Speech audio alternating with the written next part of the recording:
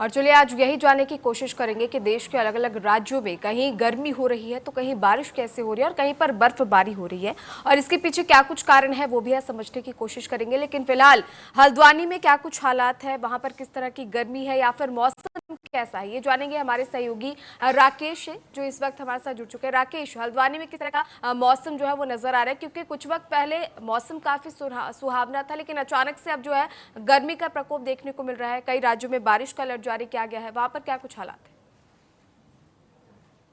जी बिल्कुल कोमल जी, देखिए आज से एक हफ्ता पहले यानी कि एक हफ्ता पहले 8 अप्रैल को जिस प्रकार से उत्तराखंड में ओलावृष्टि और बारिश पूरे दिन भर देखने को मिली, यानी कि जो लोगों ने गर्मी वाले जो कपड़े थे वो बेड के अंदर या अपने अलमारी में पैक करके गए थे। लेकिन 8 अप्रैल को जिस तरीके से उत्तराखंड के अधिकांश जिलों में ओलावृष्टि और बारिश की संभावना से लोगों ने अपने कंबल और गर्म कपड़े निकाल दिए थे, लेकिन महज एक हफ्ते बाद यानी कि आज 15 अप्रैल है और आज की अगर मैं टेम्परेचर की बात करूं तो लगभग 34 से प्लस टेम्परेचर उत्तराखंड में हो चुका है। खासतौर पर जो मैदानी क्षेत्र है यानी कि जो हल्द्वानी है और उधम सिंह नगर जिला है या फिर जो मैदान के क्षेत्र है वहां आज जो तपती धूप से लोग जो है परेशान है। आप देखिए मैंने भी चश्मा पहना हुआ है क्योंकि लगातार तो जिस प्रकार ये धूप है वो जो है एक प्रकार से जलन आंखों में पैदा कर रही है और लगातार जो जो धूप है वो लोगों को परेशान करते हुए भी नजर आ रही है। अगर आप देखें कि खासतौर पर जो तराई का एरिया है,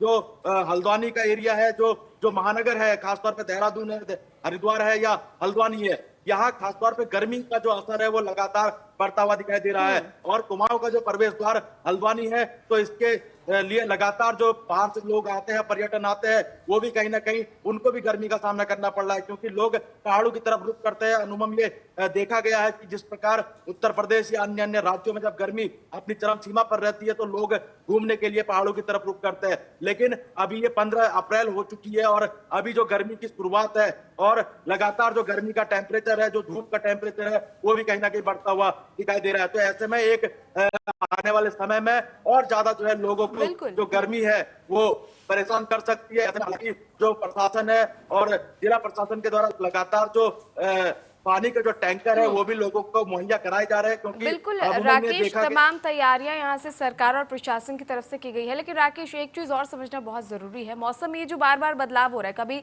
ओलावृष्टि हो रही है, कभी बारिश हो रही है, तो कभी भीषण गर्मी का प्रकोप देखने को मिल रहा है। आम जनजीवन तो इससे प्रभावित है ही, लेकिन किसान सबसे ज्यादा परेशान नजर आते हैं क्योंकि पिछले दिनों हमने देखा कि जैसे ओलावृष्टि हुई, बेमौसम बारिश हुई, तो जो फल थे उन्हें काफी नुकसान हुआ है। इसके साथ ही किसान काफी परेशान नजर आए। अब क्या कुछ हालात है, जिस तरह से नुकसान उन्होंने झेला है, क्या प्रशासन की तरफ से उनको कोई मदद दी जा रही है? कोमल जी बिल्कुल आपने सही कहा क्योंकि उत्तराखंड में जिस प्रकार से 8 अप्रैल को मैंने इससे पहले भी बताया कि भारी ओलावृष्टि और भारी बारिश का कहर लोगों को परेशान किया और खासतौर पे जो किसान है, क्योंकि किसानों की जो गेहूं की फसल है वो पूरी तरीके से तैयार हो गई थी। कई किसानों ने गेहूं काट रखे थे और उनके गेहूं पूरी तरीके से पानी में सड़ चुके थे। हालांकि शासन प्रशासन के द्वारा जो राजस्व विभाग है या फिर जो माफ कीजिएगा जो पटवारी जो जिनको कहते हैं उन लोगों ने मुआयना किया है, लेकिन अभी सरकार के द्वारा ये किसानों को आश्वासन जरूर दिया गया है कि जो भी उनकी आजीविका है, जो भी उनका जो भरपाई है वो पूरी करी जाएगी। लेकिन कहीं ना कहीं एक बड़ा सवाल है क्योंकि जिस प्रकार से गेहूं की आधी खेती किसानों की बर्बाद हो चुकी है तो ऐसे में आने वाले समय बिल्कुल में राकेश, जो और गेहूं आश्वासन कहीं ना कहीं सरकार की तरफ से दिया जा रहा है। देखने वाली बात होगी कि सरकार कब मदद मुहैया करवाती है। हमारे साथ मथुरा से हमारे सहयोगी अमित भार्गव जुड़े हुए हैं। अमित, मथुरा में किस तरह के हालात है, क्योंकि देखिए बड़ी संख्या में जो श्रद्धालु है वहां पर आते हैं दर्शन पूजन के लिए। फिलहाल क्या पर्यटन पर किसी तरह का असर पड़ता हुआ नजर आ रहा है गर्मी के कारण? जी बिल्कुल, देखिए मैं आपको बता दूं छठ नगरी मथुरा है और मथुरा में दर्शनार्थी बहुत आते हैं, लेकिन गर्मी हो, धूप हो, बरसात हो, कुछ भी हो, लेकिन दर्शनार्थी जो है वो रहते नहीं है कि वो रुक जाए। लगातार यहाँ भीड़ रहती है।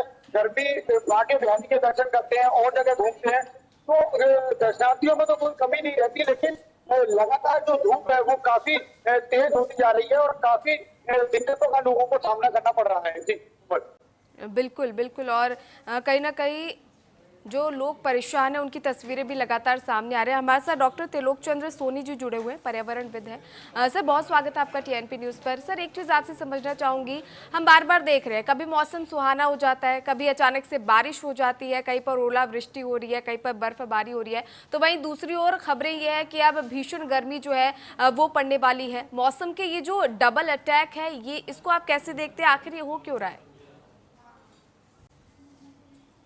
नमस्कार कोमल जी। बिल्कुल सही कह रहे हैं कि जिस तरीके से बदलाव आ रहा है, इस प्रकार का परिवर्तन आना कहीं ना कहीं जहां खेत खलिया कृषि के लिए बहुत नुकसानदायी है, वहीं मानव जीवन के लिए भी बहुत कष्टदायी होगा।